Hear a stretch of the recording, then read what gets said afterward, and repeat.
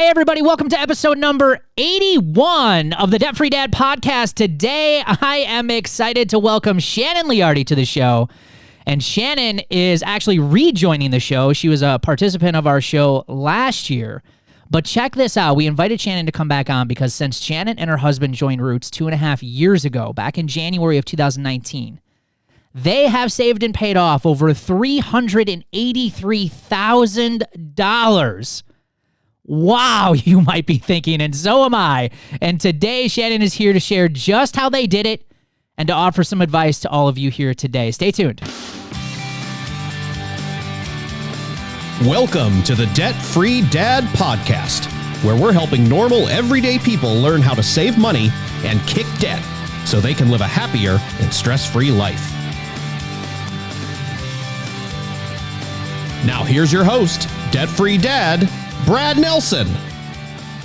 Hey, how is everyone doing today? It is a fantastic day when we have a Roots member joining us. And again, as you guys know, you can find me on Facebook, Pinterest, YouTube, and Instagram. Just search Brad Nelson, Debt Free Dad. And we would love to connect with you on one of those social platforms and answer any questions that you might have about your personal finances. And so excited to have Shannon on the show today. Shannon is originally from Long Island, New York, and currently resides in Connecticut with her husband and 2 dogs. They have 3 amazing kids who are all thriving being out on their own and starting their own careers.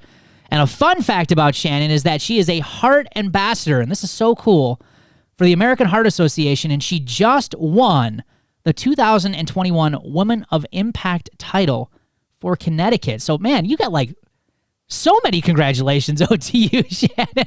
Welcome to the show. How you doing? Big year. Very big year for you, right? Yeah, I'm excited. I know you're excited, and we're not even going to wait. You know, normally when we do our interviews, we wait until, 15 minutes in to drop what people have been able to achieve. But yesterday, you had a really big milestone in your debt freedom journey. Can you share the exciting news and what happened to you guys yesterday? So we are debt free. That is fantastic. Yes, I'm a little excited still. 2.5 years in the making. And I keep saying I have to include my husband because he is a part of this. We do this every time. We are amazed, a little disgusted with how much spending we had, but mainly amazed with how far we were able to come in just 2.5 years. When you're in it, it seems like a long time, but really 2.5 years is just a little blip, like it's nothing. Yeah, it went by. And I mean, I still remember when you joined. I still remember the early conversations that we had when you became a member. And I've stayed really connected with Shannon throughout her journey over the last 2.5 years, been on Facebook Messenger with her, and really have just been a part of the journey. And yesterday was probably just as exciting for you as it was for me, to be able to create something like this and to have people go through it and reach that ultimate destination of what this whole program is designed for. Hey, we're doing something right here. And it was really exciting to see you guys do it and just to see how excited that you guys not only were yesterday, but just leading up to this moment of reaching debt freedom. It's just so exciting. But before we kind of dive into kind of where you're at today, what you guys are going to do next, can we kind of go back to the beginning a little bit? And, you had said you guys were a little disgusted looking at some of those total numbers. And yeah, I know you're going to share your numbers here in just a little while again. But, what was happening back then? Like, what were you spending money on? What were you guys struggling with? Was it just a lack of paying attention? Like, what do you feel caused you to get into so much debt and have to pay off so much in order to reach debt freedom? So what caused me to join Roots wasn't, we weren't struggling to pay bills. We didn't have that kind of stress. We were doing fine. We were still saving into 401ks and things like that. But I just felt like my payday was just pay your bills day. Like it was like money in, money out. Yeah, right. And that's just not fun. So we wanted more. We were spending, like, we would decide we want to do some project, and it was really me. My husband is way more patient than I am. I'm going to have to let him listen to this so he can hear me say that. He's way more patient than me. I'm an instant gratification. I have a thought in my head. I have a project in my head. I want it done now. So we have great credit. So we just got a loan, got a personal loan, got a whatever type of loan or something, or put it on a credit card because we have disgustingly high limits. And that just got us into trouble, really. Just not necessarily stupid spending, like, oh, we really didn't need this. Like, a lot of it was we needed these things, but we could have waited until we had the cash. And that is a big difference between how we operated then and how we operate now. Yeah. Now, you have it openly admitted, and you've been on several of our Roots Roundtables when we do our Life Without Payments workshops, and then you've been very open about your journey. And I love that, because we were just talking about it before this podcast even started, how money and personal finance for most people is a very taboo topic. A lot of us don't like to talk about it, and you've been very open about it and sharing that. That only inspires other people to take action. But it wasn't always like that. You were hesitant, like, because you had heard about Roots for a while, and you didn't join. So, one, can you share why you didn't join? And then two, like, what was the deciding factor where you finally were like, a light bulb went off and said, I need to do this? Yep. So it was about 2 years of me just like teetering on the fence, like, oh, I keep hearing about this Roots and this Brad guy. Like, what's he all about? So it was, to me, if something's constantly coming up in your brain, eventually I just got to the point where I was like, I have to do this because it keeps coming up. There's a reason it keeps coming up. Like, maybe I should try it out. But what kept me back for the 2 years, which I kick myself now for, was that I'm a senior financial analyst. So I deal with numbers all day long for a Fortune 500 company, you know, doing budgets for multi-million dollar budgets a year. And like, I can't get my own stuff together. Like, what's wrong with me? Right? That's what I was thinking. And because we weren't struggling, I wasn't running to go ask for help. I am a very prideful person. My mother raised me to be very independent, and I have a hard time asking for help in all areas of my life. And because finance are even more taboo, I didn't want the help. I could do it on my own. I had that mentality. But then I just got to a point where I was like, you know what? Let me hear what this guy has to say. I love that you brought that up, because you bring up a good point, and you work in the finance industry. And the big difference for everyone listening to this, and it took me a while to learn this too, is that in your job, it's not emotional. Like, it's just numbers. Like, there's no emotion tied to those numbers, getting those budgets done, so on and so forth. When you bring it over to the personal finance side, it's 100% emotion and behavior.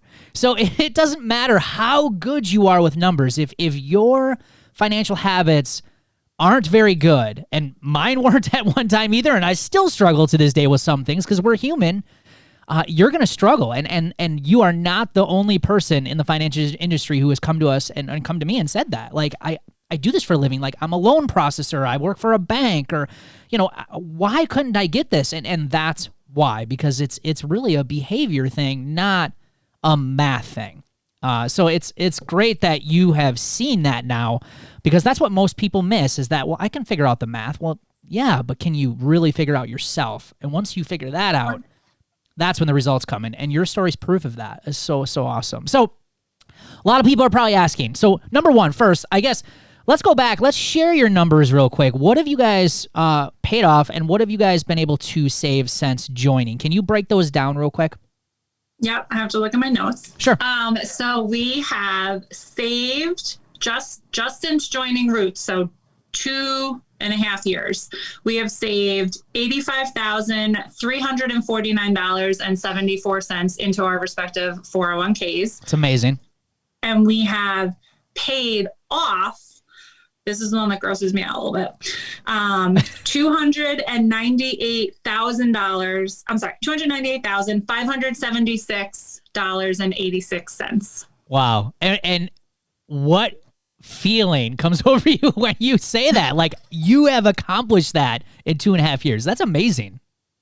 It is amazing. And I'm like, pat myself on the back. Like, we did awesome, but also look around and be like, where did that go? I mean, I can tell you because I have a laundry list of where it went, but that's a lot of money. Yeah. And if we could do that, and now we don't have that to pay, I'm like looking ahead to my savings account, like, I'm going to retire in a couple of years. Like, it's going to be great. It's going to be amazing. So now when people hear those numbers, they're going to be like, well, I could never even do that. Now, admittedly, you have said you guys have fortunate enough to make a good income, right? And I think a lot of people, and why I want to bring this question up is because a lot of people fall into this idea, and I used to as well, that, well, the solution to my problem is I just need to make more money. If I just made more money, my problems would go away. Now, you are someone who is making more money. So why does that not work? I think at least for us, whenever one of us has gotten a raise or something, I always think, we'll be able to save more now. And we rarely do, because you're just making more. So you're just finding new stuff to spend your money on. And if you're not looking at what behaviors keep coming up, they're never going to change because you keep doing them, that they've become a behavior to you. They're just going to keep doing the same thing, Yeah, you got it. And if you think about this, I mean, think about it. You can get a low-end cheap watch, and you can get a $50,000 watch, right? And it's the same thing with everything else you buy. You look at clothes that you buy. You could shop at the local department stores that are reasonably priced, or you could shop and go to like these high-end stores in these big cities and spend tens of thousands of dollars just on clothes. So there is a product for every level of lifestyle. And that's why people get stuck in this whole idea of, if I just make more money, it'll fix my problems. And that's just not true. You have got to fix the behaviors and the habits. There's no question. So Shannon, share a little bit, because people are probably wondering, what did you do in the last 2.5 years to make such a radical difference in your lives in order to make this much progress in just such a short period of time? So can you share, and obviously it'd probably be impossible to share everything you've done, but you guys have made sacrifices, you've made different choices. What were some of the big things that you learned from going through the program that you guys started to implement that you felt was the biggest payoff, that gave you the biggest results, so some other people can start trying some of this stuff? For me, one of my big aha moments was in one of the modules in Roots, they talk about paying cash for things versus using a credit card. I was that girl that's like, I don't have cash, throw a credit card on the table kind of thing when you're out with friends or whatever. And there truly isn't, even when I was told that it's been scientifically proven that there is a negative response when you hand over cash versus a positive response when you hand over a card or swipe a card. I didn't believe it. And I was like, I'm gonna test this out and see how my brain really feels. And it's true. I had a much harder time letting go of my hard-earned cash versus let me swipe this credit card, for this unnecessary item I probably don't need.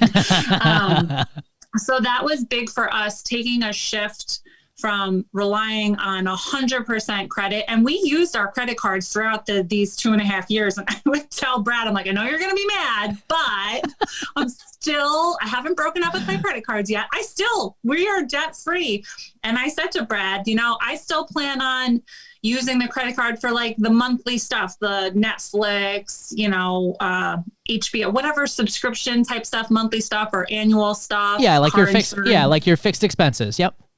Right. And I am budgeting for how much I'm paying that credit card. And if I see it getting close to that amount that I have allotted for that month to pay it, then we need to stop using it. And it's that discipline. We are also very disciplined. We didn't have a hard time with that. I was like, yep, all right, we're cut off. We made a fun envelope. That was one thing that was important to us and also helped us, was the fun envelope full of cash. I mean, it wasn't always full, but because when I joined Roots, I was like, this guy's going to tell me we can't have fun. I can't do anything. I can't go out to dinner and I can't go on vacation and we're not going to be friends and it's never going to work. And I was so wrong. So much so that like Brad encouraged this fun envelope, which to us is just to have cash for, we order a pizza, have cash. We go out to dinner, take the cash. We, are going to someone's house. We want to go pick up, a bottle of something to bring, take the cash.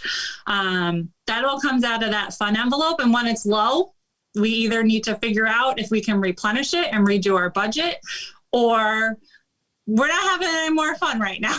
And that's just the way it is. So it's a mix of finding new ways that work for you and truly being disciplined. Yeah, absolutely. And you bring up a good point about the fun envelope, because that was probably one of the biggest mistakes that I made when I was getting out of debt, was that I tried to do it way too strict, and I never gave myself flexibility to have a lot of fun. And what ended up happening is that I would basically just retaliate against myself. And I would end up getting to the point where I was having no fun, and then I would just have a lot of fun, and I'd go into debt to have that fun because I was restricting myself too much. So yeah, it's absolutely critical. If your budget can allow you to, make sure you put a little fun money in your envelope every single month. You gotta be able to do that. You can't spend your whole life just doing nothing while you're getting out of debt. You will drive yourself nuts. So great advice there. So can you share a little bit about budgeting and even this whole, because you said, swiping the card for mindless things that you didn't necessarily need. Like, can you change how you're buying, or your thought process in buying things change, like wants versus needs, even with your budget? Like, was it easier or hard to say no? Like, what was the flip for you that got you going, you think? I have a hard time saying no to people. I'm a people pleaser. I just want everyone to be happy. So saying no to people was harder than saying no to things for me. Although I will say COVID did challenge me with this online shopping stuff. I will say that was hard. Totally hard. I'm sure we can all relate to that. Yeah. It's like you see those posts like, what's the craziest Amazon purchase you made during COVID? I think it just, for us, it went back to that discipline, like just being able to say, you know what, this doesn't work for us right now. Sorry, we can't go out to dinner. Or, hey, would you like to come over instead, or something like that. And then as far as the buying things, again, that's more me. I take care of everything in the house, including like buying everything for my husband. He really just has to buy me a birthday gift and a Christmas gift. That's the only thing he needs to buy in a year. And Mother's Day. But so for me with the things, I love clothes, and I just had to change my mindset and say, ask yourself physically. Sometimes in the beginning, I said it out loud, like even in the stores, I didn't care. I was like, do I need this? And if you stop, even if it's just for that moment, and ask yourself, do I really need this? A lot of times you're going to tell yourself no.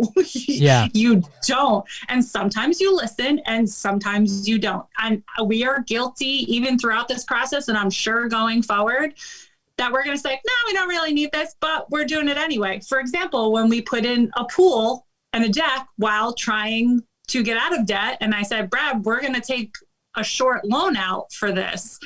And he's like, well, I would advise against that. And I was like, I'll be straight up. I told her, no, don't do it. And I was like, I'm not going to listen to you. So we did. And I mean, it worked out for us. I knew that financially we would be able to turn that around and pay that down even faster than the 3-year term, which we did. We paid it down in like 15 months.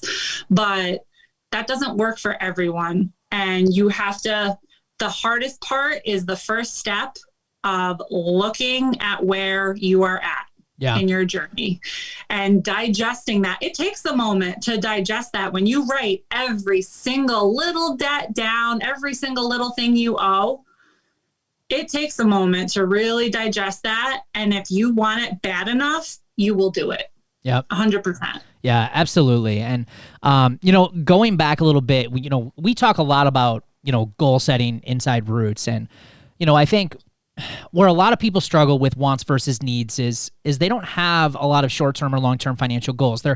they're kind of in what we like to call as like a drift mode. You know, they've reached maybe they're in their career and, you know, things are okay, you know, and that's kind of what you described. You know, things were okay. They weren't necessarily bad.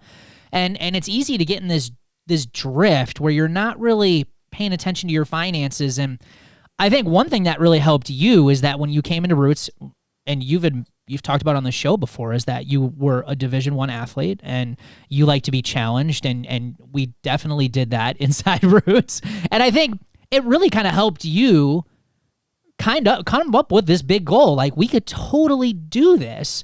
And obviously, being a Division I athlete, you're used to being coached. Like, can you talk about how effective not only just having me as your coach, but just having the community there, other people who were working towards this, wanting to better their financial life? How did that play a role in this journey for you guys over the last 2.5 years? Oh, the community was huge for us. Probably the second most important thing to learning about the behavior side of money, because they don't teach you that when you get your accounting degree. They don't teach you anything about the behavior side of money. And I think it should be a high school class. But anyway, I'll get off my soapbox. Totally agree. I totally lost my train of thought. What was the question, Brad?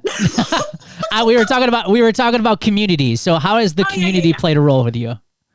See, squirrel moment. You can totally leave this in too, just so you know. I think that just having like-minded people surrounding you is what we were missing, because debt is normal. Yeah. Have people having a whole bunch of credit card debt and loans and car loans and loan for this or whatever, that is normal, at least with the people I hang around with. It's normal. And so now you're over here trying to do something different, going against the grain. That can be hard. You know, and to have a group of people to just throw something out there and be like, I'm having a day, guys, like I'm struggling with this or I'm struggling with that. 9 times out of 10, you will almost get an instant response from at least one member on your post to just say, oh, I've been there. This is what worked for us. And you know what? You can take, even if you're not affected by whatever that person posted right now, you read it and you digest that and you take that in as a tip for maybe the future or maybe something to avoid or whatever. Yeah. But there are people all around you cheering you on the entire way. Like, sometimes it's hard, man. It's hard to say no to people. It's hard to say no to things. It's hard to back out of things. But when you have your eye on the prize, which for us in these last 2 months have been nothing but don't talk to me. Like, I am focused. Like, we are doing this. This is the date. I'm not moving it again. Like, I'm going to be debt free. This is happening. And so many people, actually, I think it was 100% my most commented on and liked post was yesterday, showing my final payment and being debt free. It's amazing.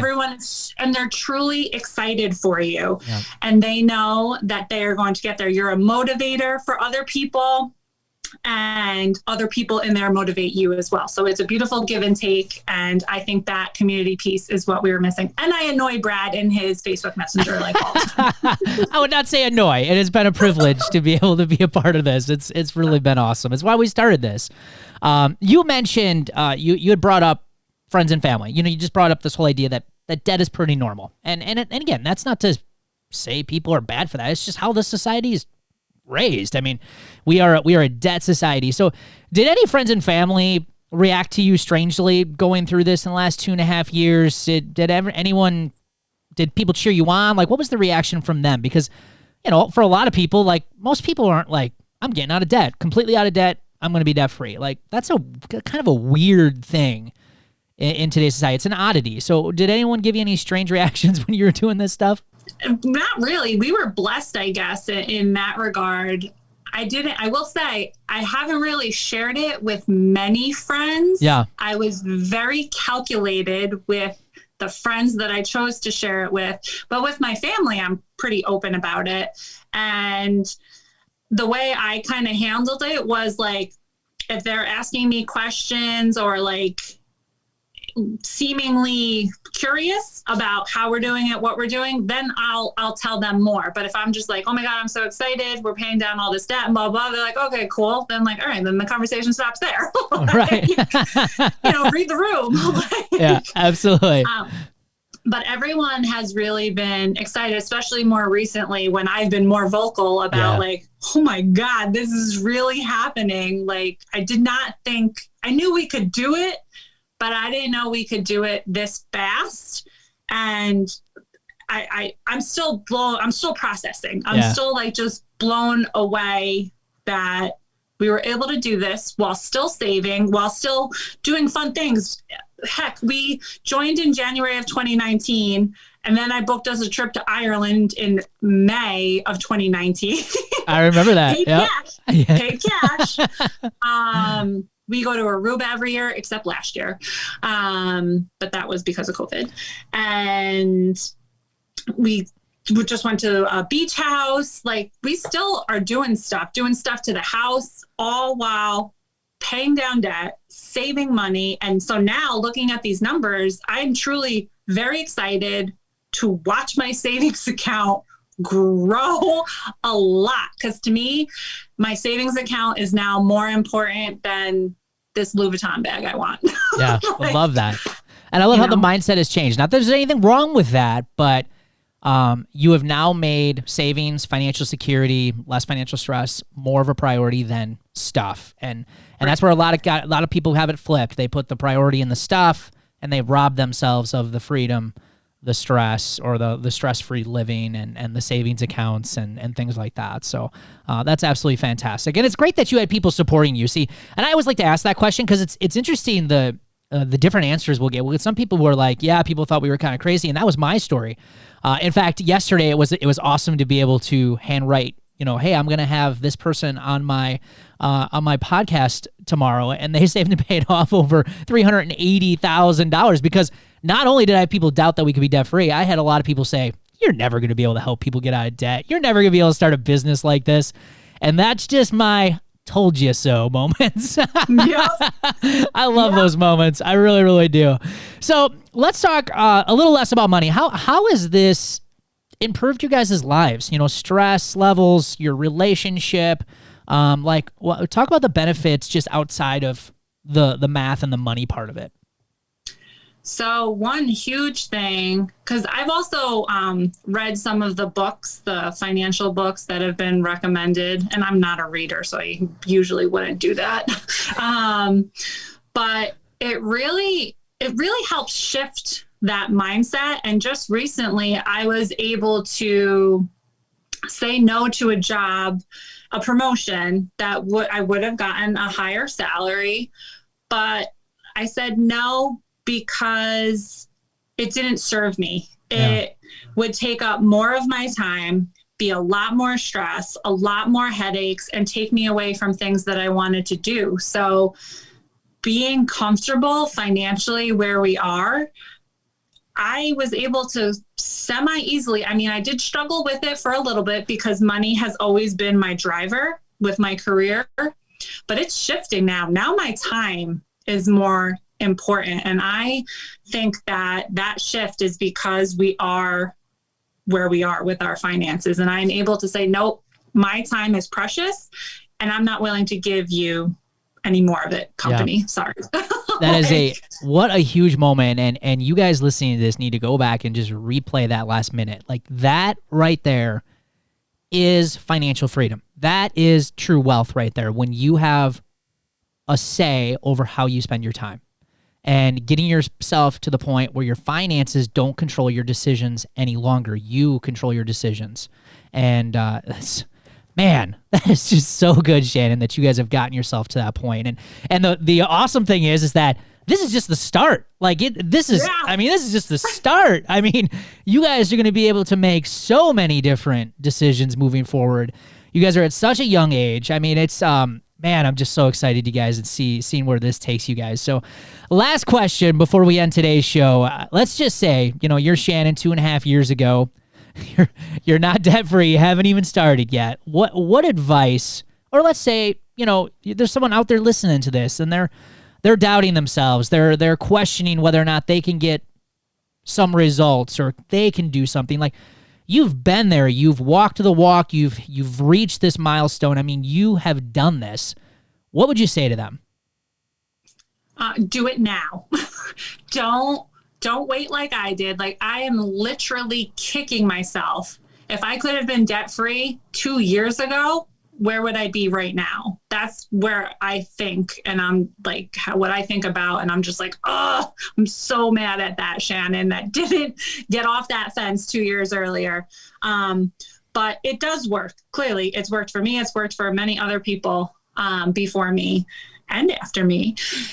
And if you are willing to do the work, it will work for you. But if you join with like a negative Nelly attitude and aren't willing to learn and absorb and make some changes, then yeah, you're probably not going to see huge success. You have to be willing to make sacrifices, but they don't have to be these big, huge, gigantic sacrifices. That's what I thought. I thought we were going to have to make some major shifts to see growth in our financial journey. And that really was not it at all. It was all the little things that we were doing and learning that added up. They like exploded. And the further along you get in the journey, the bigger the explosion gets. Yeah, so that is so amazing. I would just do it as early as you can. And some people, myself included, because again, numbers girl, analyzing the numbers, I was like, why should I pay someone to try and get out of debt? I'm spending money to try and get out of debt. But the answer is everything we just talked about. The community you get, access to Brad to annoy him. And it is worth every penny. Like, if you do my return on investment, like, oh, we've done it. It's ridiculous. It cost me like Total $270 or something for 383,000 saved and paid off. Like, I think I could afford that 270. Like, I think I just made a good decision. Yeah, and that's huge. And you bring up a good point. That's the difference between the broke person mindset and someone who's trying to reach financial freedom, is that they see where I can get a return on this money. People easily spend $269 every month on going out to eat. You chose to take that $269, invest in your financial future, and look at where you're at today. That's the difference of using money to make new opportunities in your life, and you guys have done that. And I lied. I have one more question for you, because you got to tell us. So what's next? Like, I mean, you guys have reached this milestone, and I told you yesterday, we were Facebook messaging back and forth, and I said, don't be surprised if there's a little bit of a letdown after this, because this is a big moment, and all of a sudden it's like, okay, what's next? So what is next? Like, what things are you guys starting to talk about now that you've reached this? And what are some goals that you guys have over the next couple of years of things that you guys would love to do? Oh, I'm already like on to the next. We had our little celebration dinner at home last night, and I'm already like talking with my husband, like, what about this? And what about this? He's like, back to work now. Yeah, exactly. I'm like, he's like, calm down. But for us, our next step is to save a 6-month emergency fund, build up like 25 grand just to have and not touch, as if we don't have it. That is for true emergencies. Then we want to build a smaller, more cash flowed kind of emergency fund that we have quicker access to, maybe like a 5 grand. Probably do that simultaneously. And then after that, bumping up 401ks to 15% from, we're both at 10% right now. So that's not going to be that huge of a hit for us. And just start saving for all the fun things that we're going to do. Keep that fun envelope full. That is amazing. Well, again, probably for the 100th time, but you are owed every congratulations. It's just, you guys have saved and paid off $380,926.60. I mean, it is just absolutely fantastic that you guys have been able to do that. So we appreciate you hanging out and being on the show. Is there any last comments or anything that you want to share? Just to truly encourage people, even if you are not going to join right now, because you will. If you're listening to this, you're going to join eventually, just saying. Really just stop and pause and look at your financial picture. Just look at it. It can be scary, but it's not, oh, I'm better off. Well, you don't know what you don't know. No, you're not better off. Just put it on paper and know where you're at, and then make a decision about what you're going to do about it. Awesome. Thanks so much, Shannon. I appreciate your time and hanging out with us here today. Thanks for having me. Hey, if you love planners, this is for you. But do you know why planners frustrate me? Because they only really get it half right. Now, sure, they're really good and fancy about helping you manage your time, which is really important, obviously. That's what a planner's for. But where they get it wrong is money, the second most valuable resource in our lives. Most planners don't include any financial planning. Things like, keeping track of paydays, bills, due dates, spending, yearly expenses, budgets, cash flow planning, debt elimination plans, and goal planning, right? None of that stuff. That's a real pain. And then what? Then you got to create your own in some silly binder, right? And who has time for all of that stuff? So instead, what happens? Nothing, right? A lot of people tend to ignore their finances even more, and things only get worse. Well, that all ends today because I am so excited to announce and release my brand new, totally awesome Debt Freedom Planner. This thing's awesome, by the way. Now, before you say, Brad, I've already got a planner. This is not an ordinary day planner. This is the Debt Freedom Planner, which is a companion tool that works with your day planner, and it's built to help you manage your money, pay off more debt, and melt away financial stress. And I believe this is the tool that a lot of people who want to take control of their finances have been waiting for. So head on over to therealdebtfreedad.com, click on the Debt Freedom Planner in the menu to get access to your planner today. Hey, what's this I see? I thought this was a party! Let's dance!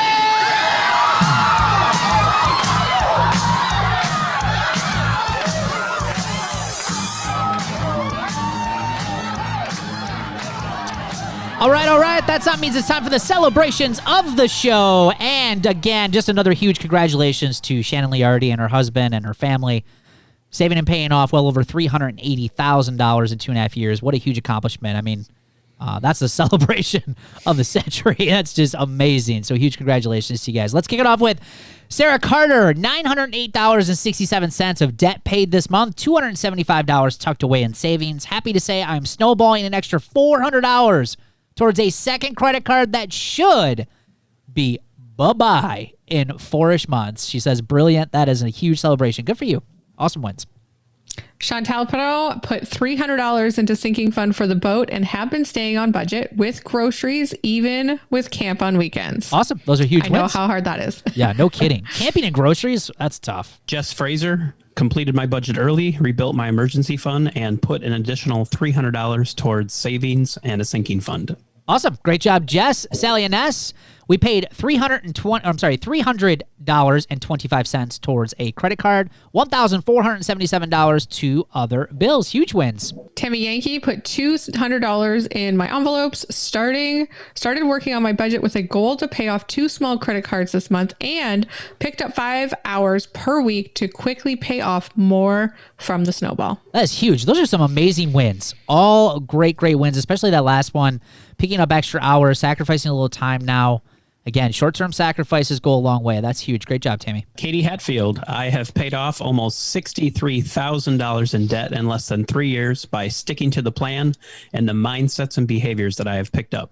I am more than halfway to my end goal, which is picking up as I go. Hashtag debt-free in 2023 is my anthem. That is amazing. On a single income, mind you. She has crushed it. Hey, thanks for hanging out with us here today. We love your feedback, and it also helps us grow our YouTube show. So please give us a like or leave us some honest feedback on this video. And if you want the latest from the show, obviously be sure to hit that notification bell and subscribe to our channel. And for the latest resources, or if you want more information on how to kick debt and financial stress, please be sure to check out the links in this video or head over to therealdebtfreedad.com. We'll see you guys on an upcoming show. Take care.